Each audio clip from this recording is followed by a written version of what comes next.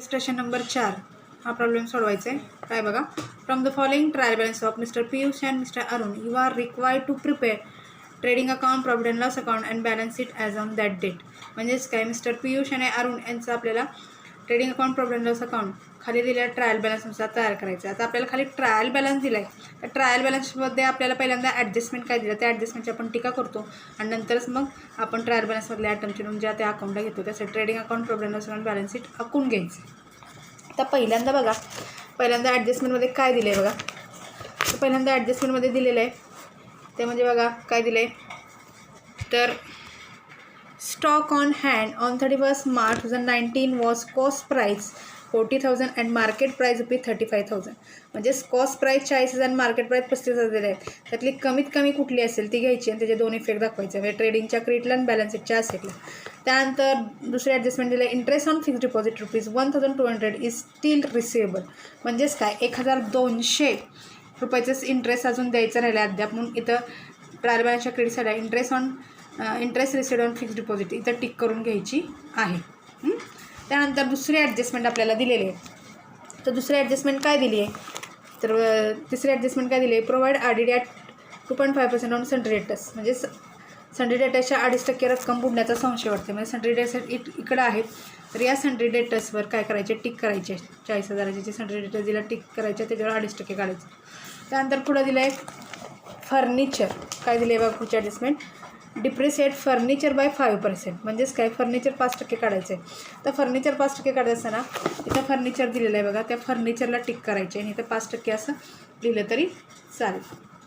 त्यानंतर पुढं शेवटची ॲडजस्टमेंट काय दिली आहे बघा, goods or rupees 8,000 destroy by fire and insurance company admitted a claim of rupees 6,000 only. म्हणजेच काय, तर 8,000 रुपये, जे 8,000 रुपयामध्ये आगीमध्ये माल जळाला ना, इन्शुरन्स कंपनीकडून काय मिळाले, तर 6,000 रुपये मिळालेले आहेत फक्त. आता हे मिळालेले असतील तर अशी जी ॲडजस्टमेंट आहे ती आपण सोडवताना बघणार आहोत. आता हा प्रॉब्लेम ॲडजस्टमेंटच्या टीका करून घेतल्यानंतर आपण हा प्रॉब्लेम वहीमध्ये सोडवणार आहोत. पण वहीमध्ये सोडवत असताना त्याच्यामध्ये पहिल्यांदा तुम्ही आखून घ्यायचं आहे trading account, profit and loss account, balance sheet, आणि आखून त्या पद्धतीने घ्यायचं आहे. त्यासाठी आपण वहीमध्ये सोडवणार आहोत. इथं वरती लिहायचं, in the books of mister Piyush and Arun मग trading account for the year ended 31 March 2019. आता तुम्ही पुस्तक पण जवळ ठेवायचं आणि त्यानुसार आपण सोडवायचं. तर पहिल्यांदा काय दिलं ट्रायल बॅलन्समध्ये, स्टॉक 1 एप्रिल 2018, त्यामुळे तिला यायचं ओपनिंग स्टॉक घ्यायचा आउटला डायरेक्ट इथं ट्रेडिंग अकाउंटच्या डेबिट साईडला 30,800. त्यानंतर पुढं दिलं आहे परचेस. आता परचेस म्हटलं की परचेस रिटर्न दिलं आहे का, नाही, आपल्याला बघायचं आहे ते नाही दिलेलं. तर मग डायरेक्ट परचेस घ्यायचं आहे इथं ट्रेडिंगच्या डेबिटला, टू परचेस किंवा परचेसेस 80,000 झालं. त्यानंतर परचेसेस घेतल्यानंतर काय दिले आपल्याला, सॅलरी. आता सॅलरी दिल्यानंतर सॅलरी जी काय आहे ती दिली आहे, ती आपण प्रॉफिट अँड लॉस अकाउंट आकायचं आहे. या प्रॉफिट अँड लॉस अकाउंटच्या डेबिट साईडला आपण लिहायचं आहे.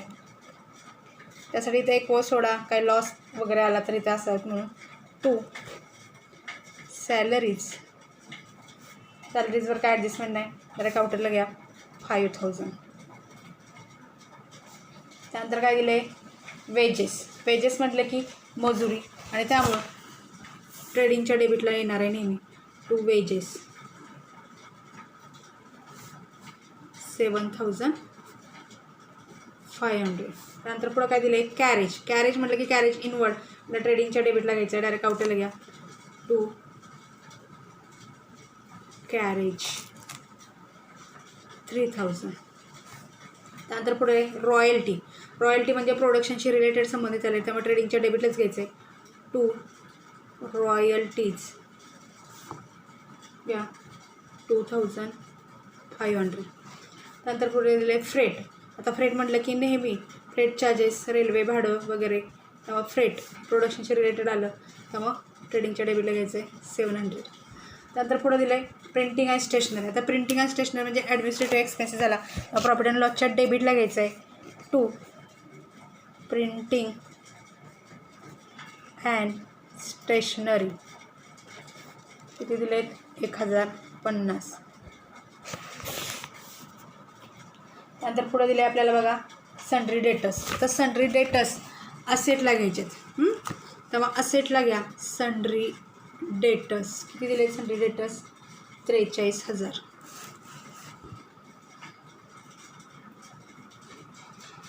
त्यावर ॲडजस्टमेंट आहे लेस न्यू RDD. त्या इथे सोडवायचे आपल्याला. त्यानंतर आपल्याला दिलं आहे फर्निचर. त्यामुळे इथं परत खाली घ्यायचं ॲसेट आहे फर्निचर. फर्निचर 20,200. त्यावर ॲडजस्टमेंट आहे इनरला घ्यायचं आहे लेस 5% डिप्रिसिएशन. आपण ॲडजस्टमेंट बघितलं म्हणून लिहून घ्यायचं. त्यानंतर पुढे दिलं आहे फ्री होल्ड प्रॉपर्टी. आता फ्री होल्ड प्रॉपर्टी असेट आहे, असेटला घ्या फ्री होल्ड प्रॉपर्टी. तर फ्री होल्ड प्रॉपर्टी किती दिलेत आपल्याला? Free hold property 25,200. आउटरला घ्या डायरेक्ट 25,000 दिले डायरेक्ट. हां. त्यानंतर पुढे दिले इन्व्हेस्टमेंट असेट आहे, घ्या इन्व्हेस्टमेंट 15,000 डायरेक्ट आउटरला घ्यायचे. त्यानंतर दिलं आहे ट्रॅव्हलिंग एक्सपेन्सेस. आता ट्रॅव्हलिंग एक्सपेन्सेस म्हणजेच काय तर खर्च झाला आहे म्हणजे प्रॉफिट अँड लॉसच्या डेबिटला घ्यायचं आहे टू ट्रॅव्हलिंग एक्सपेन्सेस 3,450 झालं. त्यानंतर ॲडव्हर्टाइजमेंट फॉर 3 इयर्स दिले. तर ॲडव्हर्टाइजमेंट फॉर 3 इयर्स म्हणजे ही इनरची ॲडजस्टमेंट झाली. तर घ्यायचं आहे ॲडव्हर्टाइजमेंटला की आपण प्रॉफिट अँड लॉसच्या डेबिटला घेतो. त्यामुळे घ्या टू ॲडव्हर्टाइजमेंट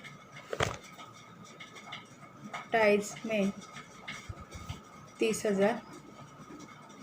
ते आता जादा दिलेत म्हणून 3 वर्षाच्या 30,000 भागिले 3 करायचे. वर्षाला 10,000 आला म्हणजे 10,000 आउटरला यायला पाहिजेत. म्हणजे इथं किती 20,000 लेस किती जादा झाले लेस प्रिपेड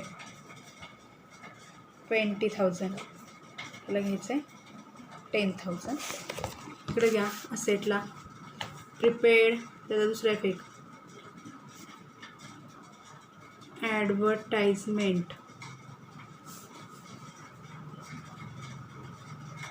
20,000. आता असं घेतल्यानंतर पुढं आपल्याला काय दिलेलं आहे बॅड डेट्स. आता बॅड डेट्स हे संडे डेटर्सशी रिलेटेड आहे. तर मग अशी डेटर्स तिथं बॅड डेट्सला सुद्धा टिक करायला पाहिजे होती. तर आता पुढं घ्या टू बॅड डेट्स. ह्याला ओल्ड म्हटलं जातं. ओल्डल्या न्यू दिले नाही आहेत आपल्याला ॲडजस्टमेंटमध्ये त्यामुळे ॲड न्यू येणार नाही आहेत. ॲड न्यू RDD आणि लेस ओल्ड RDD. त्यामुळे ॲड न्यू RDD आहेत आणि ओल्ड RDD दिलेले नाहीत. त्यामुळे ॲड न्यू RDD एवढंच येईल. इथे एक वळ सोडा. त्यानंतर पुढं डिस्काउंट अलाउड. त्यामुळे घ्यायचं आहे डिस्काउंट अलाउड. इथंच घ्या प्रॉफिट अँड लॉसच्या डेबिटलाच घ्यायचं आहे डिस्काउंट अलाउड. मग डिस्काउंट अलाउड घेत असताना त्यामध्ये सुद्धा डिस्काउंट अलाउड हे घेत असताना ते प्रॉफिट अँड लॉसच्या डेबिटला घ्या. इथंच घ्यायचं आहे डेबिट बॅलन्स आहे टू डिस्काउंट अलाउड किती दिलेत 1,800. त्यानंतर दिलं आहे कॅश इन हँड असेटला घ्या बॅलन्स शीटच्या असेटला घ्यायचं आहे कॅश इन हँड 20,000. नंतर घ्या cash at bank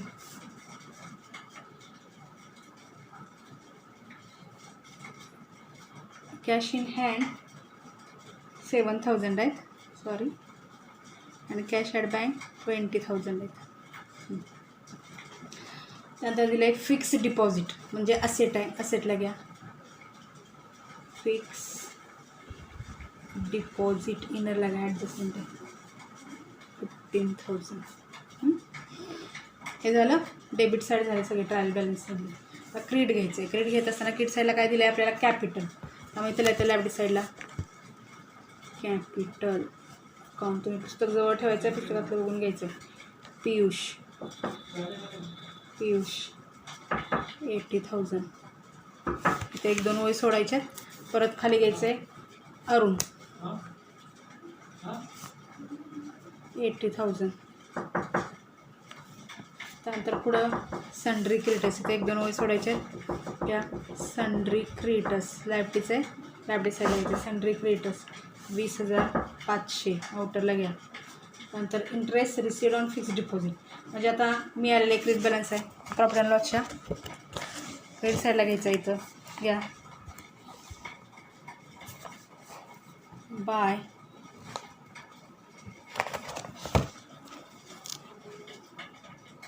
interest on fix नाही 1,000 तर ॲडजस्टमेंट आहे म्हणून इनरला घेतलं.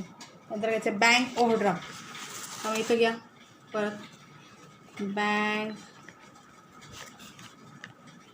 ओव्हरड्राफ्ट, इथे 10,000.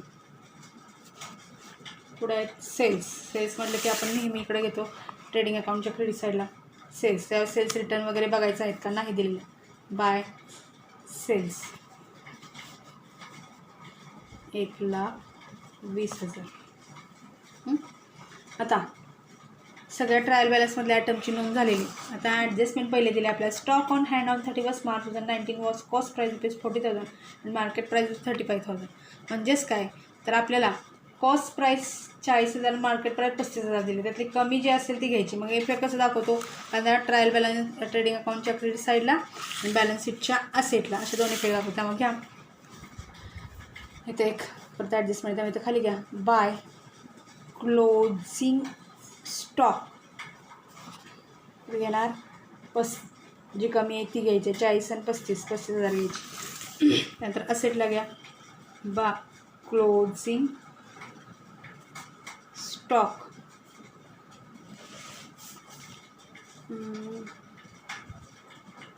ते को सोडायची होती, खाली घ्या क्लोजिंग स्टॉक 35,000. पुढं पहिली ॲडजस्टमेंट झाली. दुसरं सांगितले interest on fixed deposit ₹1,200 is steel receivable. तर इंटरेस्ट ऑन फिक्स्ड डिपॉझिट म्हणजेच काय, जे इंटरेस्ट ऑन फिक्स्ड डिपॉझिट आपण इकडे घेतले प्रॉफिट अँड लॉसच्या क्रेडिटला ते अजूनही येणार आहे ₹1,200. त्यामुळे काय करायचं इथं ॲड करायचं add interest on fix deposit किती आहेत 1,200. आउटरला घ्या 2,200 झालं. आता दुसरा इफेक्ट कुठे दाखवणार आपण, इकडं फिक्स डिपॉझिट घेतले त्यामध्ये ॲड इंटरेस्ट रिसिवेबल 1,200. आउटरला घ्यायचे 16,200. आता ही झाली तिसरी ॲडजस्टमेंट. काय सांगितलं provide RD at 2.5% on sundry debtors, म्हणजे सन्ड्री डेटर्सच्या 2.5% काढायचे.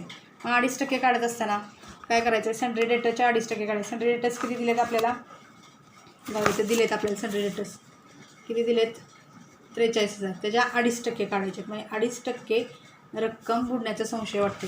मग काढत असताना इथं सन्ड्री डेटर्स किती आहेत 43,000 गुणिले 2.5 भागिले 100. या शून्याला हा शून्य गेला, या शून्याला हा शून्य गेला. 25 न गुणा 25 0 0 25 3 75 5 7 7 25 चौक 100 100 आणि 7 107. मग आता 1 शून्य इकडे घ्यायचं आहे म्हणजे इकडे घ्या, म्हणजे किती आले 1,075. हे काय आले न्यू RDD कशाला. मग हे न्यू RDD आले. काय करणार आपण पहिल्यांदा सन्ड्री डेटाच्या 2.5% रक्कम बुडण्यास संशय वाटते म्हणजे 1,075 आले. ते आपण काय करणार आहे त्यातनं लेस करणार 1,075 लेस करून आउटरला लिहायच्या. आता 1,075 लेस करा आउटरला लिहा किती येतात बघा.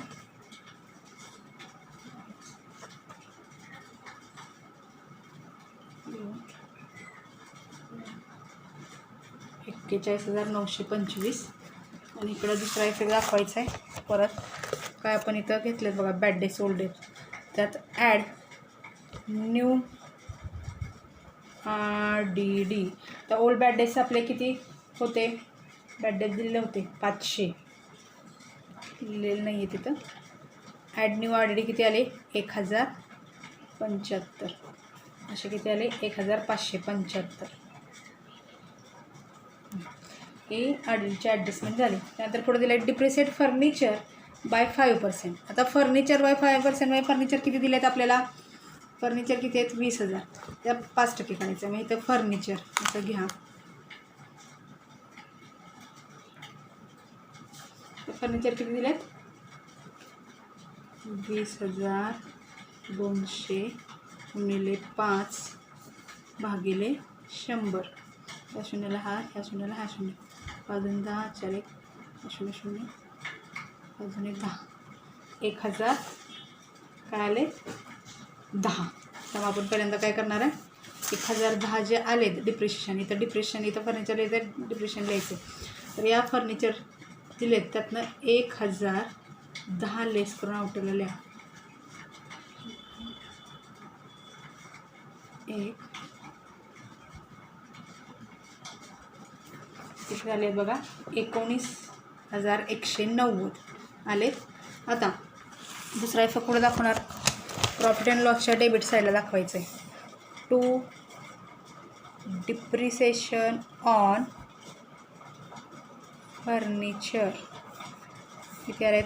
1010 असं दाखवायचं. तर 5वी ॲडजस्टमेंट आपल्याला दिली बघा. Goods of ₹8,000 destroyed by fire and insurance company admitted a claim of ₹6,000. म्हणजे 8,000 रुपयेचं आगीमध्ये मालाचं नुकसान झालं आणि इन्शुरन्स कंपनीकडून 6,000 रुपये मिळालेले. म्हणजेच काय? तर आपण इफेक्ट 3 इफेक्ट ह्याचे दाखवायचे. तर कसे दाखवणार बघा? पहिला इफेक्ट दाखवायचा आहे ट्रेड अकाउंटच्या क्रेडिटला. By goods destroyed by fire हा ट्रेडिंगच्या क्रेडिटला दाखवायचा. किती आगीमध्ये माल जायला? 8. इन्शुरन्स कंपनीकडून मिळाले म्हणून बॅलन्स शीटच्या असेटला दाखवायचं आहे की इन्शुरन्स क्लेम किती मिळालेत? 6,000. त्यामुळे इथं 6,000 दाखवायचे. झालं. आता 8,000चा माल जळाला, त्यातले 6,000 मिळाले, 2,000 नुकसान झालं. त्यामुळे प्रॉफिट अँड लॉसच्या डेबिटला दाखवायचं आहे. प्रॉफिट अँड लॉस अकाउंटच्या डेबिट साईडला दाखवायचं आहे आपल्याला. बघा हा प्रॉफिट अँड लॉस अकाउंट आहे, त्याच्या डेबिट साईडला दाखवायचं.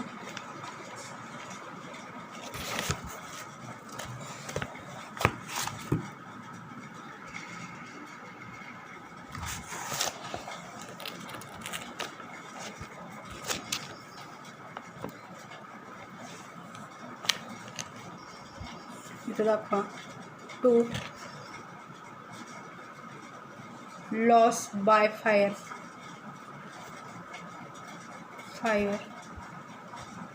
2,000 असं दाखवायचं. असे ॲडजस्टमेंट सोडवायचे. आता सगळ्या ॲडजस्टमेंट झाल्यानंतर पहिल्यांदा आपण काय करायचं आहे? ट्रेडिंग अकाउंट क्लोज करायचं आहे. ट्रेडिंग अकाउंटमध्ये डेबिट आणि क्रेडिटला किती आहेत बघायचे, टोटल करायचे पहिल्यांदा. मग आता इकडे 1,20,000, 8,000 आणि 35,000 आहेत. आणि इकडे 30,000, 80,000, 7,500 म्हणजे इकडे क्रेडिट साईड मोठी आहे. त्यानंतर क्रेडिट क्लोज करूया आणि मग डेबिटची कच्ची टोटल करून मग त्यातनं ग्रॉस प्रॉफिट ग्रॉस लॉस काय आलं ते बघूया.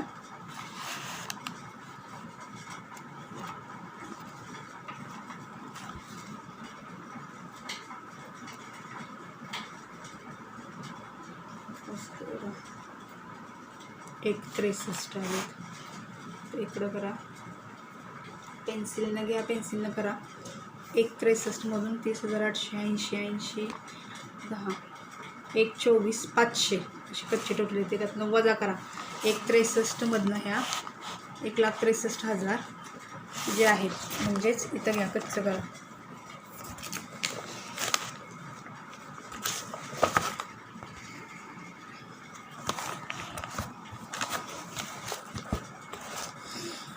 एक 1,63,000 हे क्रेडिट आहेत ट्रेडिंगचे. डेबिटचे किती आले? 1,24,500 हे डेबिट आहेत ट्रेडिंगचे. वजा करा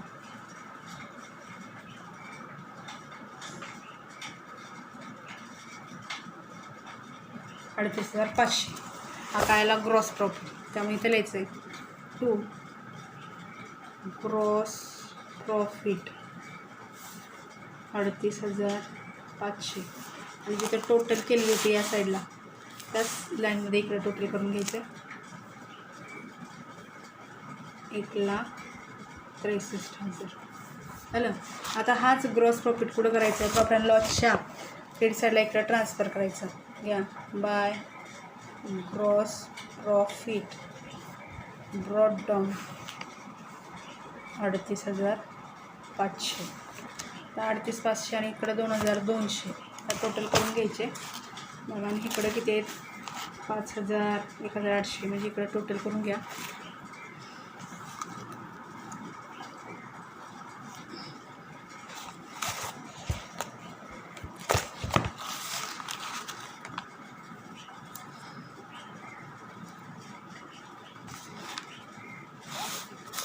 टोटल इथे बघा प्रॉफिट अँड लॉसची टोटल करायची 40,700 आली.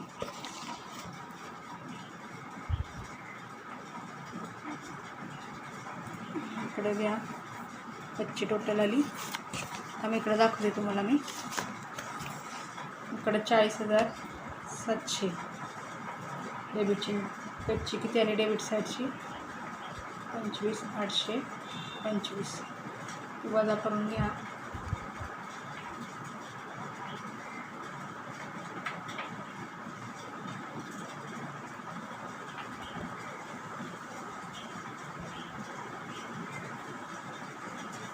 त्याला 14,815.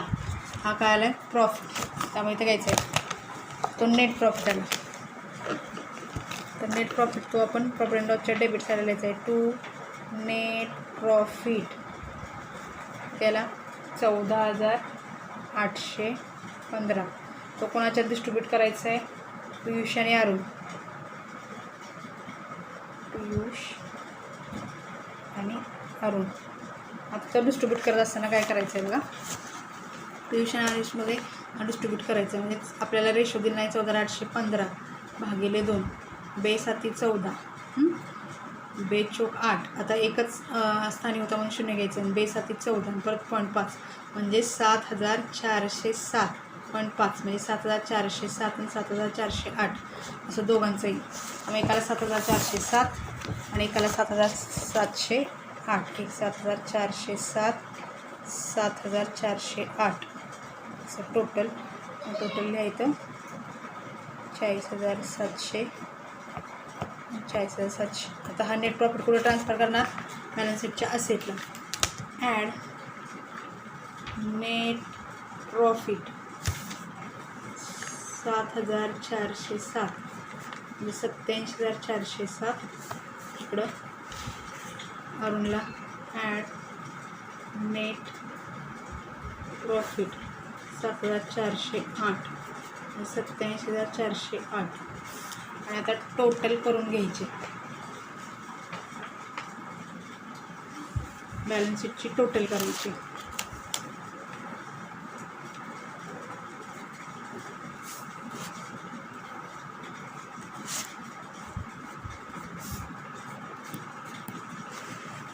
जसं 87,407 7,7 14 15